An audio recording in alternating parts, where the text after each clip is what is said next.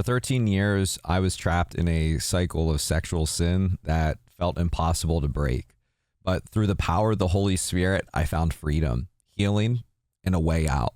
This isn't about shame or condemnation. It's about hope and the transformation that God offers. If you're struggling, you are not alone, and there is a way forward. Let's talk about it. Hey everyone, welcome to the Authentic Podcast. My name is Christian, and I've been a Christian for most of my life, dedicating myself to not only studying the Bible, but truly living it out. Together with my amazing wife, we co-founded a Christian nonprofit with a heart for sharing the love of Christ with the world. Not only am I passionate about our nonprofit, but also teaching God's word and helping others experience His truth in a powerful and authentic way. If you're ready to grow in your faith, you just happen to be in the right place. All right, let's dive in. As I stated in the intro, I struggled with sexual sin for 13 years of my life. From an early age, I was introduced to the internet and all of the bad websites young teens shouldn't be looking at. I was hooked almost every day for 13 years of my life. It feels shameful and it wants to isolate you, but I promise there is a way out. One night, everything changed for me, and this was only through the power of the Holy Spirit. Like I said, for about 13 years, I was caught in an endless cycle of just looking at things and scrolling in things and participating in acts that I know that I shouldn't be participating in. It was starting to skew the way that I viewed God's children, mainly his daughters. And I was seeing them through the eyes of the internet versus through His eyes. It was twisting and just skewing everything in my life. It was taking energy away from me, taking time away from me, taking peace and serenity away from me. It would isolate and make me feel shameful and dark. And I know many of you guys can, and girls can relate to this as well. This subject is tough because it'll give you a false pretense of what love is and how to express love, which is through feelings and sensations and things of that nature, all of which are good in a God-given and a godly manner because God created sex. I mean, let's just talk about it. God created sex, and it is amazing and it is wonderful for a marriage covenant. For those that are married, that are together, that are one flesh, married underneath God in that covenant with one another, it is amazing. But the Bible says to run away from this. And for 13 years, I didn't. I ran to it and not away from it. And one night, I gave everything up. And someday I'll share a lot more of my testimony with you guys, but I gave up drinking and smoking and the internet and relationships with other women. I gave it all up. In one night, I said, God, I am so tired of all of this junk. I want you to have that. And in that instance, by the power of the Holy Spirit, God supernaturally took all of those addictions, all of those struggles, all of that darkness, all that shame, guilt, condemnation, all of that icky, yucky stuff. He took it away from me supernaturally. And that was also the night where the Holy Spirit came into my room and I spoke in tongues. But we'll save that for another video. I'll link a video to this that I'll create in the future about speaking in tongues. But let's get into some biblical context behind sexual sin and why we got to run away from it. So the Bible consistently teaches that sexual sin is destructive, not only to the individual, but to relationships, communities, and one's relationship with God.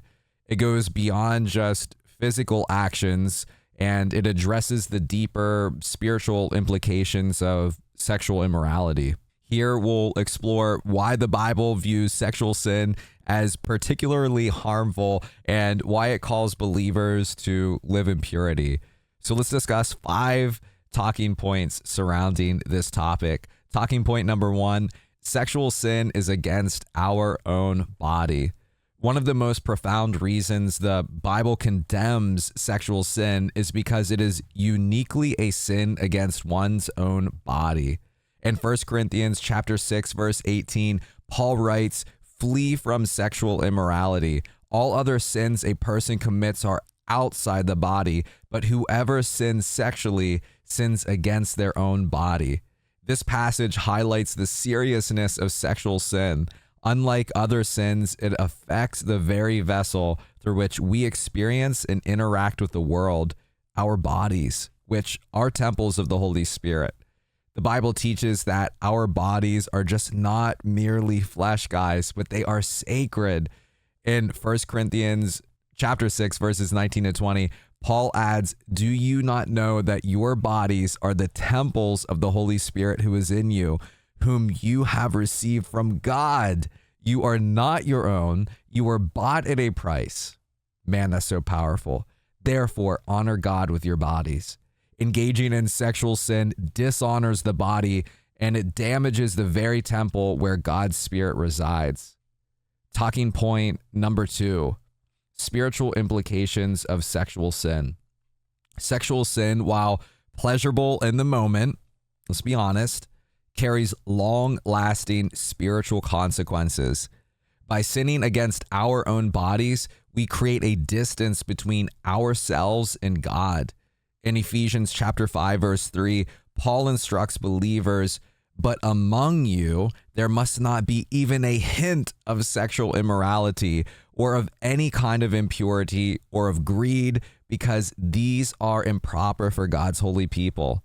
God calls his people to purity because he knows that sexual immorality clouds our spiritual vision and distances us from his presence.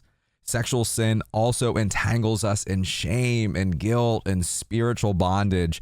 It makes it harder to hear God's voice clearly and to walk in freedom. Romans chapter 6, verse 16 says, "Don't you know that when you offer yourselves to someone as obedient slaves, you are slaves of the one you obey? Whether you are slaves to sin, which leads to death, or to obedience, which leads to righteousness." It's a tough thing. We actually become slaves to these things, whether righteous or not. Sexual sin can trap us in a cycle of spiritual death, keeping us from the abundant life that Christ offers. Talking point number 3, this is the call to flee sexual sin.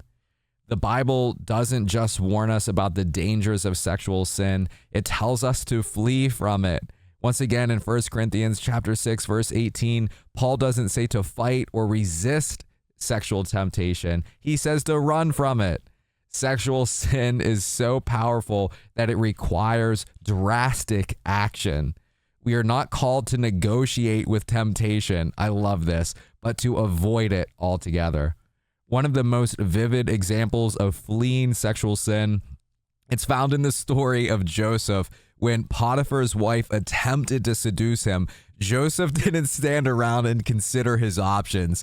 Instead, he ran from the situation, leaving his cloak, leaving his robe behind. And you can read about that in Genesis 39. His quick decision to flee saved him from falling into sin. The Bible encourages the same response in all believers, to avoid situations that lead to temptation and to quickly remove ourselves when sexual sin tries to ensnare us. Talking point number 4 is purity is protection and honor to God. God's command to remain pure isn't just about avoiding punishment, guys. It's a pathway to protection and blessing.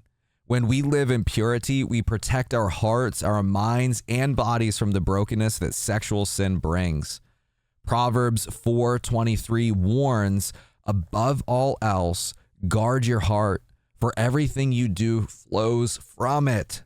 Sexual purity guards our heart from being fragmented and distorted by sin. Purity also honors God. Ephesians chapter 5, verses 1 and 2 urges, "Follow God's example. Therefore, as dearly loved children, and walk in the way of love, just as Christ loved us and gave himself up for us as a fragrant offering and sacrifice to God." Remaining sexually pure is one way we can offer our lives as a pleasing sacrifice to God, walking in love and obedience to his commands. Talking point number 5, the redeeming power of repentance. Finally, while sexual sin is damaging, it's not the end of the story, guys. Like I said, I had breakthrough in my own personal life and my own testimony, and there is the same for you. The Bible is full of examples of God's forgiveness and restoration for those who turn away from sin.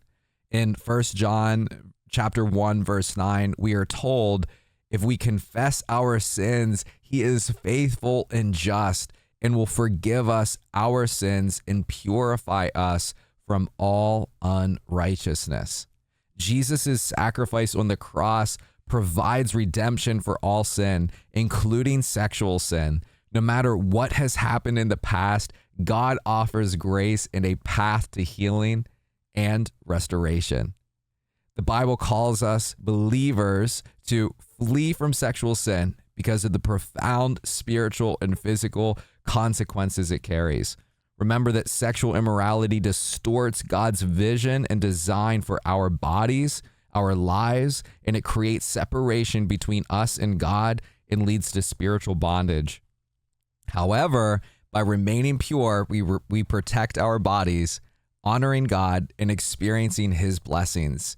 If we have fallen, God's grace is more than enough to restore us and set us back on the path of purity. So in the mighty name of Jesus, I just declare that the power of sexual sin is broken over my brother, that is broken over my sister. Father, I thank you for removing the leech that is trying to take away from their peace of mind, that is trying to distort their view and just have them consume content that they know they shouldn't be doing. God, I thank you for restoring hope to them. God, I just command the breaker spirit, the breaker anointing to go forth and to break them out of sexual bondage, out of that sexual sin. I just declare over them that they can do all things through him, through you, Jesus Christ, that gives them strength. Father, in their weakness, make them strong. I declare you free and a clean slate. All of that guilt, shame, condemnation has to go in Jesus' mighty name. Amen. If you're looking to go even deeper into the topics that we cover here on the Authentic Podcast, I invite you to become a paid member of the channel. By enrolling, you'll unlock exclusive resources like in-depth teachings, private live streams for healing, deliverance, and prophetic words, plus activations to help you grow spiritually. These member-only tools are designed to take your faith to the next level. So head over to the Authentic Podcast on YouTube and join today. Let's continue this journey together.